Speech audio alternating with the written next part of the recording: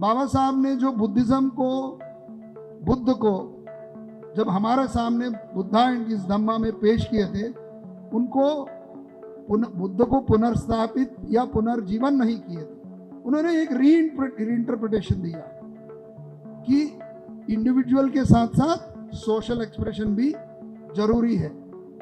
जो human relationship है, man to man relationship, जो इक्वालिटी का है, मैन टू मैन और मैन टू वुमन, जो एक इक्वालिटी का रिलेशनशिप ने उन्होंने दर्शाया, उससे पहले ही उन्होंने हिंदू कोड बिल में इन बातों के हमारे सामने लेके आए। जो बौद्ध की ट्रेडिशन है, बुद्धिस्ट की ट्रेडिशन है, उसमें 3 पहलू हमारे सामने आते हैं। बहुत ही महत्वपूर्ण पहलू है एक माइंड की डिसिप्लिन, दूसरा पहलू है मॉरल प्यूरिफिकेशन, नैतिकता की प्यूरिफिकेशन व्यक्ति में होना चाहिए, और निरंतर एक फिलोसॉफिकल एनालिसिस बौद्ध रीति, बौद्ध ट्रेडिशन हमारे बीच में वो दर्शाता है। बट ये देखा गया कई सदियों में कि सोशल और कल्चरल या पॉलिटिकल डायमेंशंस को बौद्धिक ट्रेडिशन ने बाईपास किया या डीपली उसमें नहीं गया। वहाँ उस समय हमारे बीच में 1956 में परम पूज्य बाबा साहब बोधिसत्व बाबा साहब B.R. अम्बेडकर आते हैं। इस धरती को उन्होंने चुना, नागपुर को उन्होंने चुना। आप में से कई लोगों को विदित है, उन्होंने, बाबा साहब ने कई दिन जो योजना किए थे, प्लानिंग किए थे कि मैं इस जो धम्म क्रांति का जो शुरुआत मैं कहाँ से करूं। उन्होंने इस धरती को, नागपुर को धरती को उन्होंने सेलेक्ट किया। इसका कारण भी उन्होंने बाद में बताया था। बट बाबा साहब अम्बेडकर जी ने बुद्धिज्म को एक नया एक्सप्रेशन दिया। 2 एक्सप्रेशन होते हैं बुद्धिज्म में, आपको सबको पता है। हर एक व्यक्ति का एक एक्सप्रेशन होता है, मैं, मेरे बारे में क्या है, मेरे लिए क्या है, मेरे परिवार के लिए क्या है। तो मी माई सेल्फ में ही एक व्यक्ति अपना जीवन करता है। बुद्धिज्म में भी आप पर्सनल एक्सप्रेशन को ही ज़्यादा से तवज्जो देते हैं। बट सोशल एक्सप्रेशन है, एक समाज में आप रहते हैं, वो सामाजिक एक्सप्रेशन को बाबा साहब ने इस धरती से आज का इस दिन 69 ईयर्स पहले एक शुरुआत करे थे कि सोशल एक्सप्रेशन और पर्सनल एक्सप्रेशन के रिलेशनशिप के बारे में उन्होंने हमें आगे लेते हुए, उन्होंने इतने इन्फ्लुएंशियल एक मूवमेंट आज के दिन शुरू किए थे, एक पाथ ब्रेकिंग इवेंट, अनप्रेसिडेंटेड, कभी पहले ऐसा इवेंट दुनिया के इतिहास में नहीं हुआ। वो इस धरती से 69 ईयर्स पहले वो मूवमेंट चला। वो उस समय ये मूवमेंट शुरुआत हुई थी जब समाज में ऑपरेशन थी और समाज में सोशल इंजस्टिस थी। जब एक सोशल इंजस्टिस को लेके एक महान व्यक्ति, बाबा साहब महान व्यक्ति, उसको आगे ले जाते, उसको उन्होंने देखा कि मैं बुद्धिज्म को जब आगे ले जा रहा हूँ, वो बुद्धिज्म हमें इस सोशल इंजस्टिस को और ऑपरेशन को कैसे बदलाव लाएगी। उन्होंने ये जो धम्म क्रांति के जो शुरुआत किए थे, वो एक डायनामिक मूवमेंट में कन्वर्ट हुआ। पीढ़ी प्रति पीढ़ी, साल हर साल ये धम्म क्रांति का मूवमेंट चलता रहा।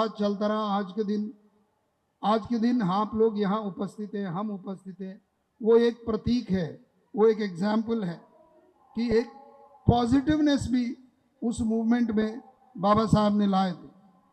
बट इस अप्रोच, जिस अप्रोच के साथ उन्होंने हमारे सामने बुद्ध को लाए हैं, बुद्ध मार्ग को लाए हैं, वो एक स्ट्रगल था।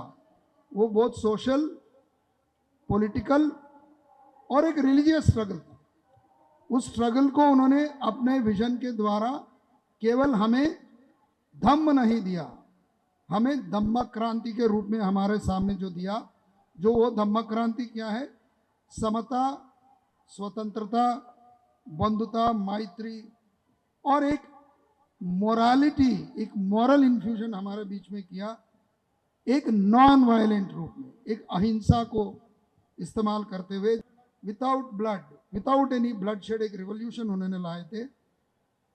वो किस चीज को टैकल किए थे? सोशल इनजस्टिस और ऑपरेशन को टैकल करते हुए उन्होंने हमें एक फॉरवर्ड, एक पाथ हमें दिया कि जो इस देश में 1956 में, उससे पहले भी जो ऑपरेशन था, एक सिंपल साधारण ऑपरेशन नहीं था, कॉम्प्लेक्स ऑपरेशन था, कई पहलुओं का, कई तरीके का डिस्क्रिमिनेशन, किसी भी समाज के साथ जो डिस्क्रिमिनेशन होता था उसको उन्होंने एक आयाम दिया, उसको एक अंडरस्टैंडिंग दिया कि इसको पॉलिटिकल हिस्ट्री द्वारा या इंडिया सोशल कल्चरल हिस्ट्री द्वारा कैसे देखें। जो इसीलिए उन्होंने जो कॉन्स्टिट्यूशन का संरचना करी, कॉन्स्टिट्यूशन की संरचना में 1956 से पहले ही उन्होंने इन बातों को आर्टिकल 14 में, आर्टिकल 15 में, आर्टिकल 16 में और खासकर social injustice, exploitation, economic and social exploitation के बारे में आर्टिकल 46 में बड़ा क्लियरली दर्शाते हैं हमारे बारे में। जो बाबा साहब ने हमारे सामने जो धम्मक क्रांति जो लाए, वो एक ट्विन ऑब्जेक्टिव के साथ लाए 1950 और 1956 के बीच में। 1950 के हमारे संविधान और 1956 के जो धम्मक क्रांति का इस धरती से जो शुरुआत हुआ। बाबा साहब ने जो बुद्धिज्म को, बुद्ध को जब हमारे सामने बुद्धा एंड इस धम्मा में पेश किए थे, उनको बुद्ध को पुनर्स्थापित या पुनर्जीवन नहीं किए थे, उन्होंने एक रीइंटरप्रिटेशन दिया कि इंडिविजुअल के साथ साथ सोशल एक्सप्रेशन भी जरूरी है। जो ह्यूमन रिलेशनशिप है, मैन टू मैन रिलेशनशिप, जो इक्वालिटी का है, मैन टू मैन और मैन टू वुमन, जो एक इक्वालिटी का रिलेशनशिप ने उन्होंने दर्शाया, उससे पहले ही उन्होंने हिंदू कोड बिल में इन बातों के हमारे सामने लेके आए थे। इस धरती का जो धम्म क्रांति का मेन एक्सप्रेशन है मैन टू मैन रिलेशनशिप, जो है इक्वालिटी पे बेसिस रहता है। वो जो सफरिंग जो मैन टू मैन रिलेशनशिप में है, पॉवर्टी, इनजस्टिस और एक्सप्लॉयटेशन से हम कैसे निकले, वो एक मार्ग, वो एक पद्धति आज के दिन उन्होंने एक डायनामिक, मॉडर्न और इंक्लूसिव मूवमेंट के द्वारा दिया था। आज का दिन ये मूवमेंट अभी भी यहाँ हमें दिखता है और आगे आने वाले साल धम्म क्रांति का मूवमेंट हमें आगे चलता जाएगा। इसके मेन कारण, इस मूवमेंट को डायनेमिक रहने का एक मेन कारण है, एक रैशनल मूवमेंट है। ये रैशनैलिटी पे बेसिस है कि डोगमा और सुपरस्टिशन के ऊपर बेसिस नहीं है, एक्शन ओरिएंटेड है।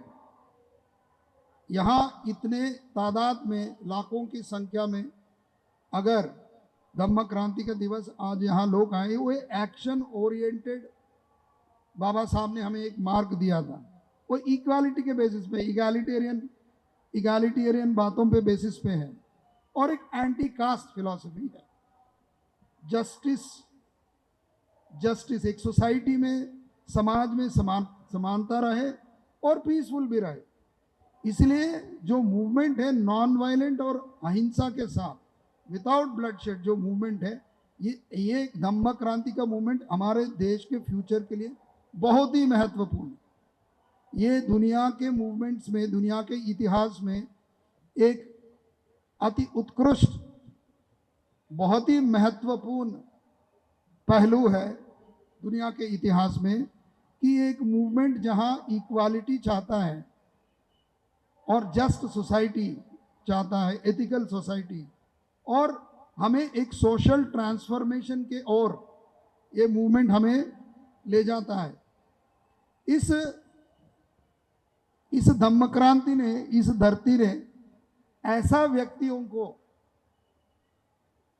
आगे ले गया 69 ईयर्स से, 69 ईयर्स के मूवमेंट ने। मैं एक उदाहरण बताना चाहता हूं। इस मूवमेंट, ऐसा धम्म क्रांति का मूवमेंट कैसे व्यक्तियों को हमारे सामने ले आते हैं।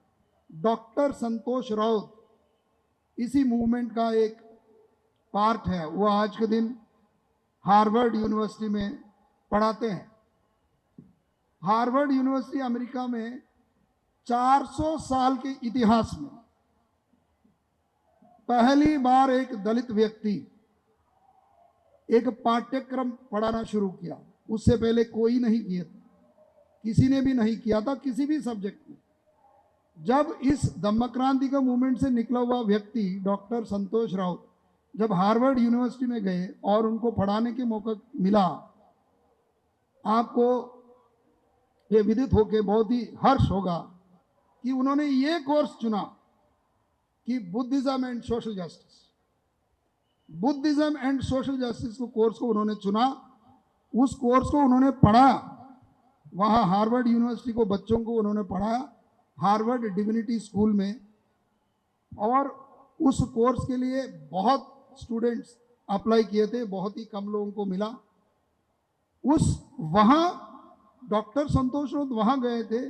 सबसे पहले चीज़ उन्होंने ये काम किया, 2 साल पहले इसी दिन को धम्म चक्र परिवर्तन दिन का वहाँ एक बहुत बड़ा प्रोग्राम किया। जो धम्म क्रांति का ये जो मूवमेंट है, ऐसा व्यक्तियों को हमारा सामने लाता है।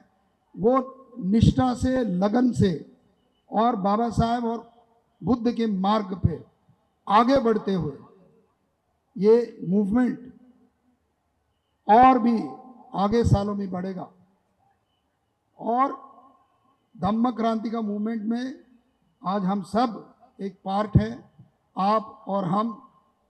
ये मूवमेंट एक समसमाज, स्वतंत्रता का समाज, इक्वालिटी और पीस के साथ हम सब रहे। और रिलीजन एसेंशियल है, बाबा साहब ने कहा, बट वो एसेंशियल रिलीजन इक्वालिटी लाना चाहिए।